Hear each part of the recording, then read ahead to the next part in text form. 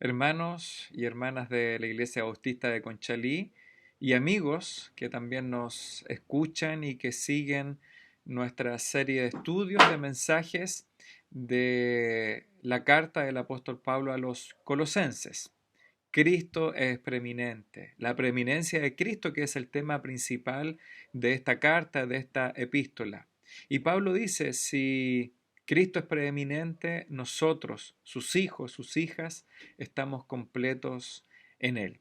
Hemos venido estudiando ya hace varias semanas, tanto días jueves como días domingo, el capítulo 1 de la carta de Pablo a los Colosenses. Y Pablo aquí declarando y exponiendo la doctrina de Cristo, cómo Cristo es preeminente, superior, Él gobierna, Él sustenta, también creó, ha creado con el Padre y con el Espíritu Santo todo este universo.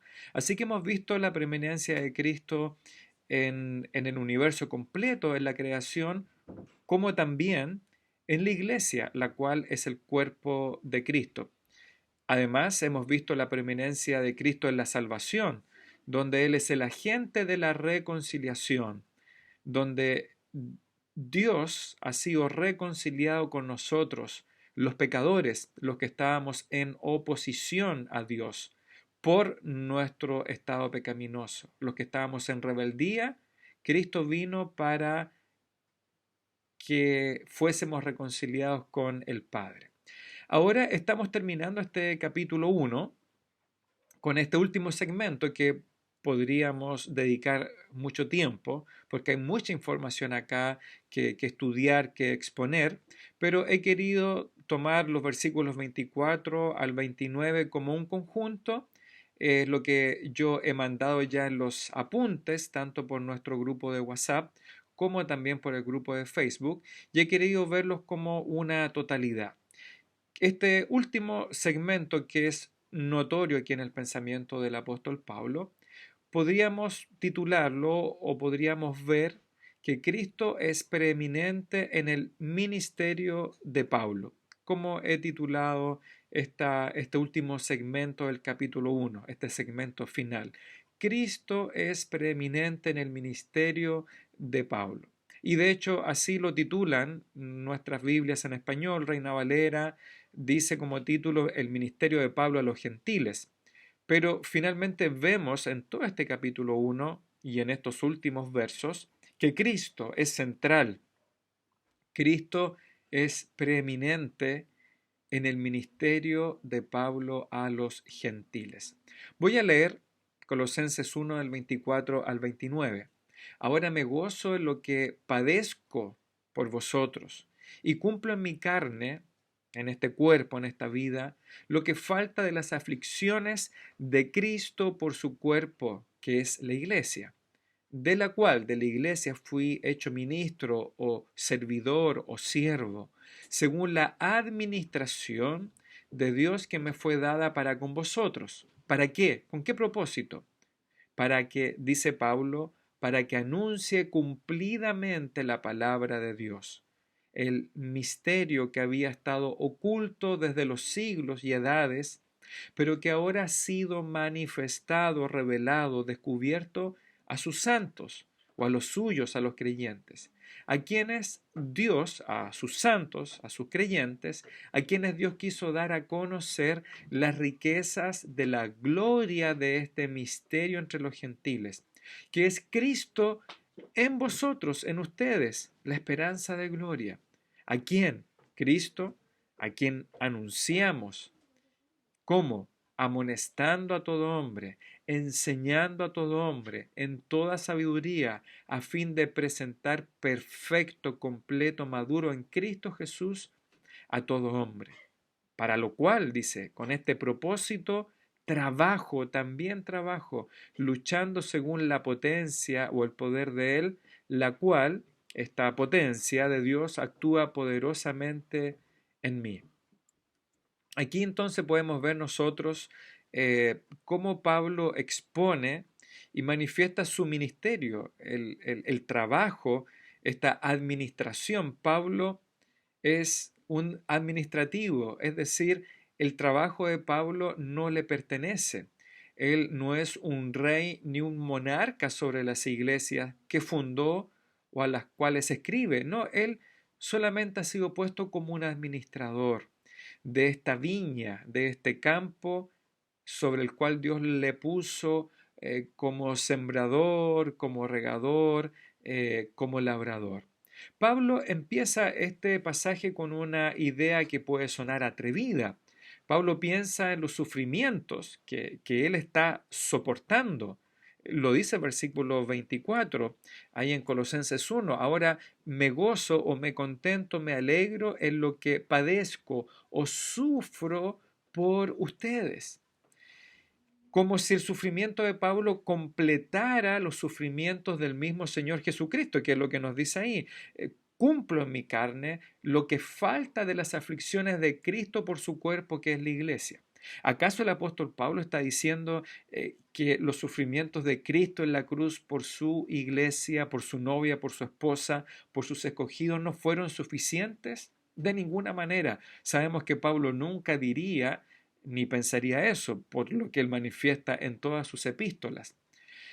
Lo que Pablo expone, no solamente aquí, sino en toda su literatura inspirada, es que Cristo murió para salvar a su iglesia. Pero la iglesia tiene que ir edificándose, tiene que ir extendiéndose. Y ese es un mandato que Cristo le ha puesto a su iglesia. La iglesia debe mantenerse fuerte, pura e íntegra. Es nuestra responsabilidad como iglesia mantenernos así. Por tanto, cualquiera que sirva a la iglesia, como lo hizo Pablo, ensanchando sus fronteras, sus límites, guardando a la iglesia de errores doctrinales, está haciendo la obra de Cristo. Cualquiera que sirve de esta manera está extendiendo la obra de Cristo como un brazo, como un pie.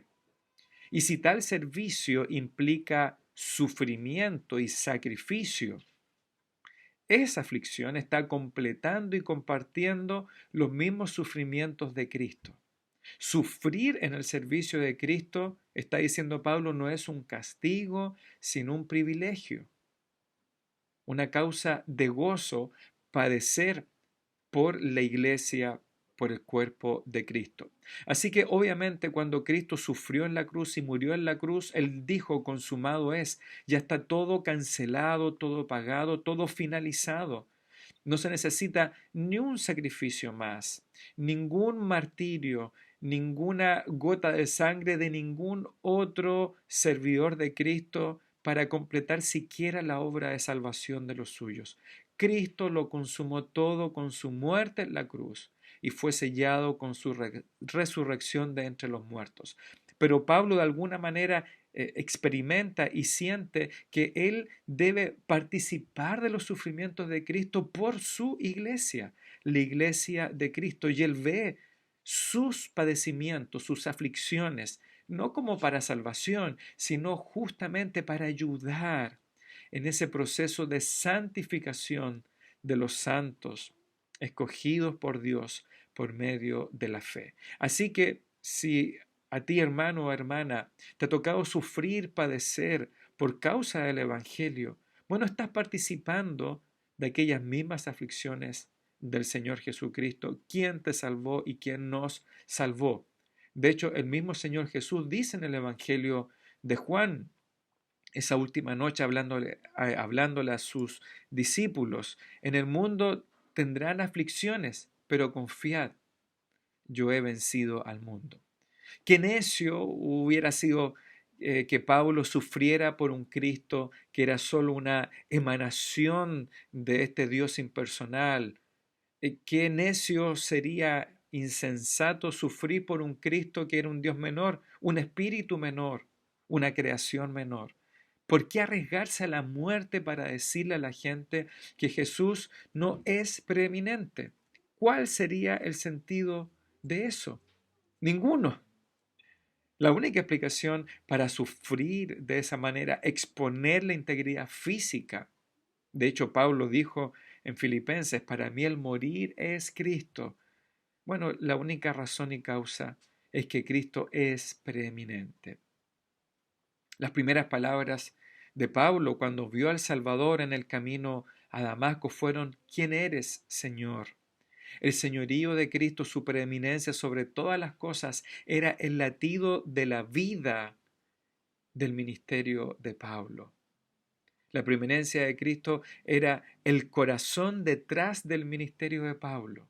Y cuando Pablo habla de su ministerio aquí, o en la carta a los Corintios, o a los Romanos, o cuando Hechos, el libro de los Hechos nos muestra los discursos evangelísticos de Pablo ante los principales de los judíos o de los romanos en ese momento, siempre quien destaca no es el apóstol Pablo, sino el Cristo que lo salvó, que lo llevó de las tinieblas a la luz, de Satanás al señorío de Cristo.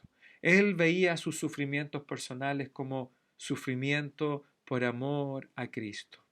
En el versículo 24 que leímos, Pablo nos dice que había sufrido como Cristo sufrió, ni que su sufrimiento eran parte del sufrimiento de Cristo en la cruz. Más bien lo que expresa el apóstol es que así como Cristo sufrió por otros, también Pablo debía sufrir por aquellos. Y su sufrimiento era por amor al cuerpo de Cristo, que es la iglesia, la novia, la esposa del Señor. La palabra que usa aquí Pablo para padecimiento o padecer, yo padezco, aquí no es la misma que se usa para los sufrimientos de Cristo en la cruz. Habla más bien de los sufrimientos durante su ministerio terrenal, sufrimientos que el pueblo de Dios siempre va a experimentar al procurar vivir por Cristo en este mundo hostil. Pablo presenta la esencia misma de la tarea que Dios le ha confiado, y esta tarea consiste en hacer llegar a las personas, a los no creyentes, un nuevo descubrimiento, este misterio, algo que se había mantenido oculto a lo largo de las edades, de las generaciones pasadas, y ahora en el ministerio del mismo Cristo, de Pedro, de Pablo, estaba siendo revelado, o aquel misterio que estuvo oculto en el Antiguo Testamento, ahora el velo está siendo quitado por medio del ministerio del apóstol Pablo. Bueno, este misterio, no como algo tenebroso o oscuro, sino como algo que estuvo velado, que estuvo oculto de alguna manera para los principales profetas. Tiene muchas facetas este misterio, muchas caras, muchas perspectivas. Solamente aquí manifiesta Pablo algunas de ellas. Esta era la gloriosa esperanza de que el Evangelio no era solamente para los judíos, sino que era para todos los seres humanos en todas partes de la tierra y de la historia. La gran contribución de Pablo a la fe cristiana fue llevar a Cristo a los gentiles.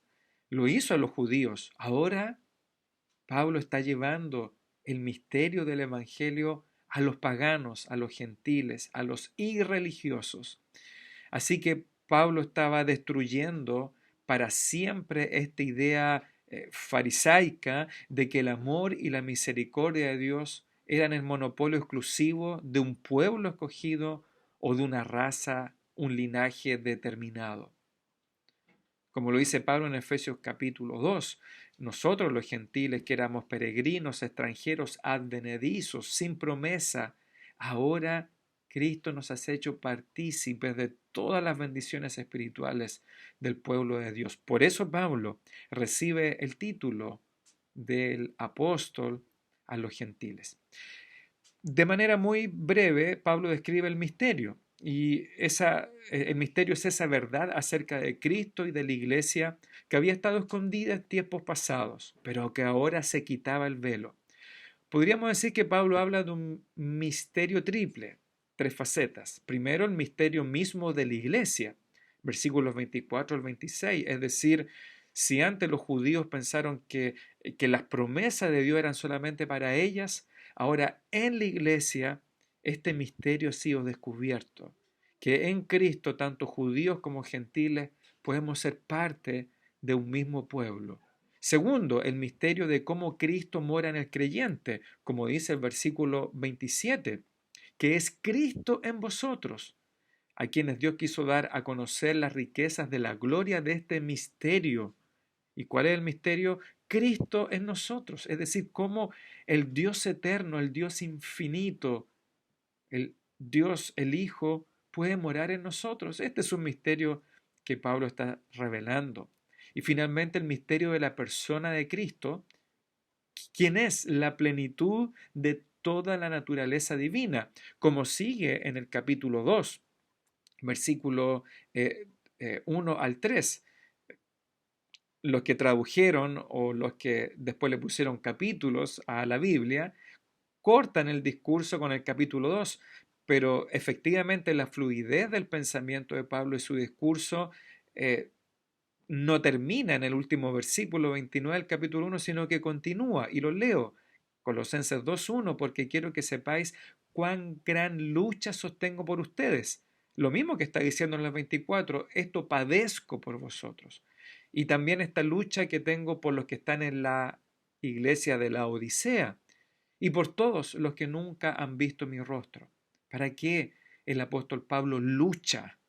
Para que sean consolados los corazones de ellos, unidos en amor hasta alcanzar todas las riquezas de pleno entendimiento a fin de conocer el misterio de Dios, el Padre y de Cristo, en quien en Cristo están escondidos todos los tesoros de la sabiduría y del conocimiento. Fíjese cuántas veces Pablo ocupa estos absolutos, todos, todas, plenitud.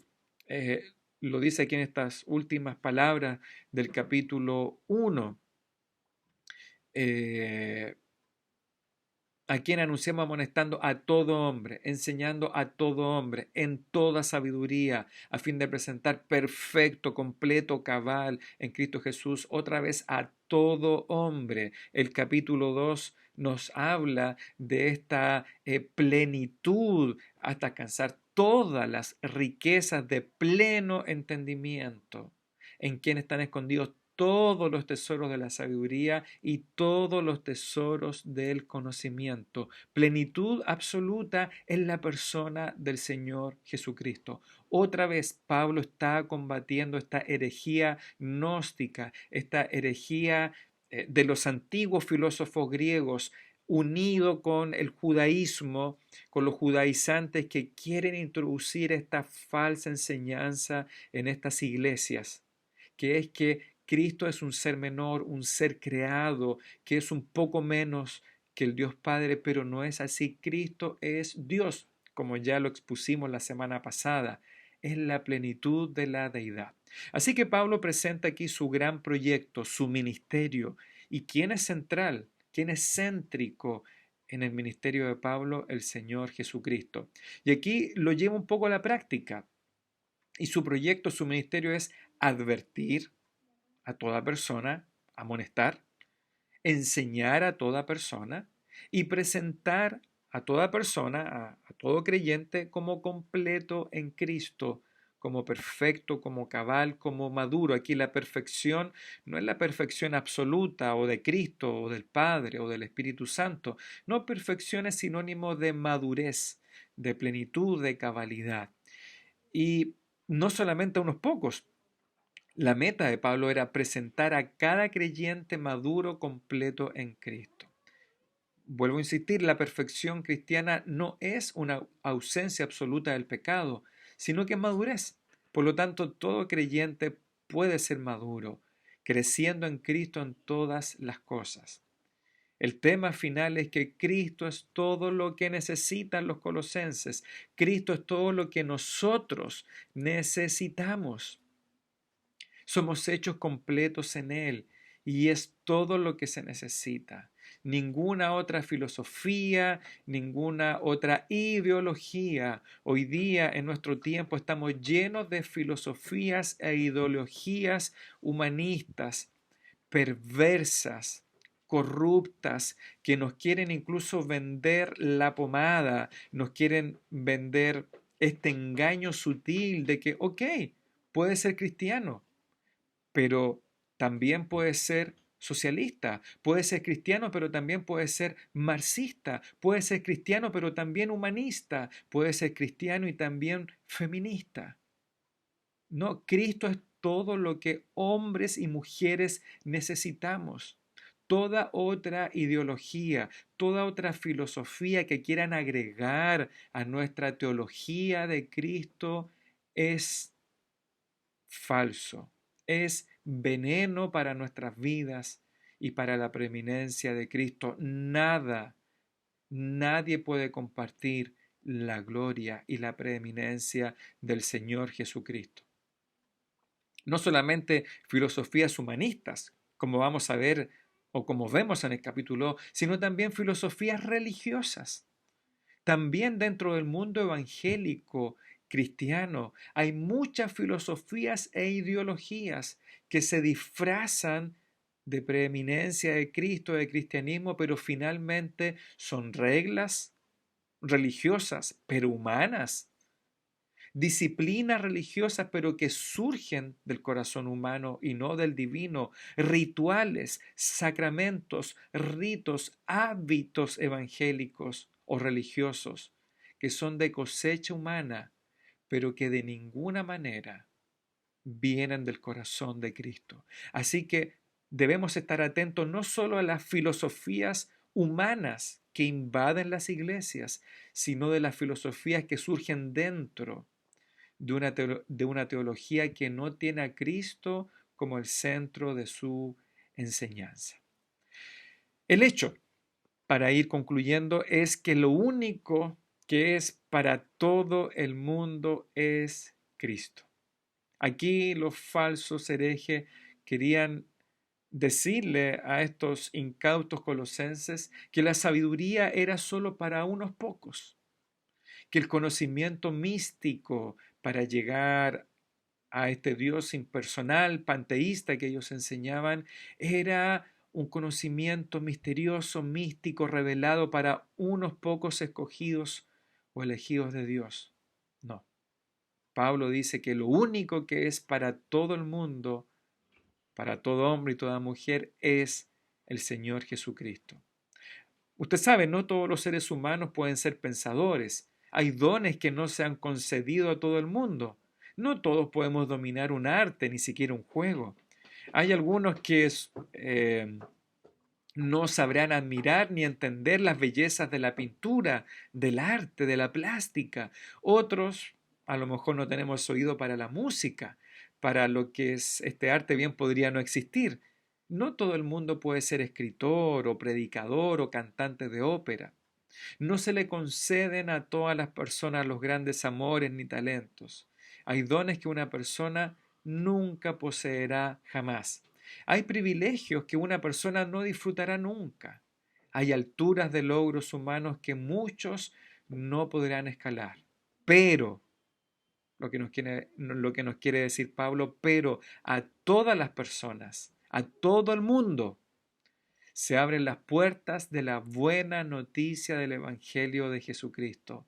A todo el mundo y a toda la humanidad se le abren las puertas del amor de Dios en la persona de Jesucristo y el poder transformador que puede traer la santidad a la vida para todo aquel que en Jesucristo cree.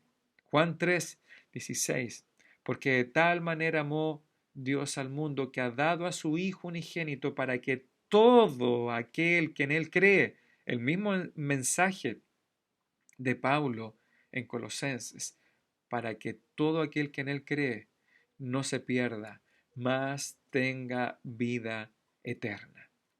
Y hermanos y hermanas, para aquellos que creemos en Cristo, Cristo debe ser preeminente no solo en el ministerio de Pablo, sino también en nuestro ministerio. Y Pablo lo traduce en estos tres verbos. Cristo a quien anunciamos, amonestando, enseñando a todo hombre.